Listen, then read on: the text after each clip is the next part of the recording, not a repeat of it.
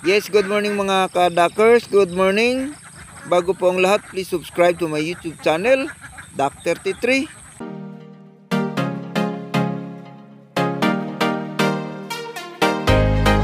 Pakihit naman ang notification bell upang updated kayo sa mga video ko pang may upload. Mga ka-Duckers, may naglinis na ng kanilang mga sakahan para sila ay magtanim muli mga ka-Duckers. So ito ang gustong gusto ng mga siho natin mga ka-Duckers, yung na one way na.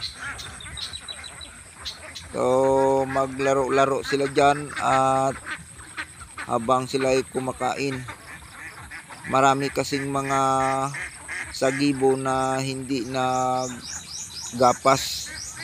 So hinayaan na nila na tinaraktor. So yan po ang habol ng ating mga alagang itik. So yung mga makikita nyo sa tambak ay busog na po yan mga ka-Duckers. So ganyan talaga ang ugali ng mga itik. Kapag mabusog, papatong yan sa tambak hanggang sa sila naman ay matunawan muli. So yan lang ang ginagawa nila mga ka-Duckers hanggang sa maghapon. Pagkatapos, pagdating sa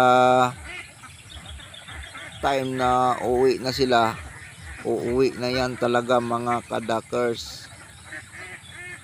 Pagdating sa hapon mga ka-Duckers, kapag sinasanay natin sila sa oras na 4:30, ipauwi na natin sila dahan-dahan kapag malayo ang ating pinapatukaan sa kanila. So mga ka-Duckers, pag pauwi natin sila sa hapon, halimbawa pagdating ng oras na yon, sila po ay uuwi na. So ganyan ang trabaho ng ating mga alagang itik. Sa ganitong klase mga ka-Duckers, hindi tayo masyadong mahirapan. So dito na po sila, pinapauwi na natin, dumating na po sila. So nilalagay muna natin dito, pinapapaligo para makarelax mga ka-Duckers. Pagdating ng 5:30 or 6 ng gabi, so ipapasok na natin sila sa kanilang kulungan para sila po'y makapasok doon at doon sila mangingitlog. So kapag maligo sila, pagdating sa kanilang kulungan, dyan lang muna sila sa labas para matuyo ang kanilang mga balahibo mga ka-Duckers.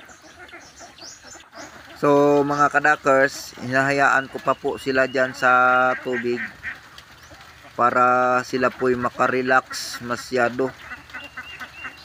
Kasi ang layo-layo ng kanilang pinanggalingan.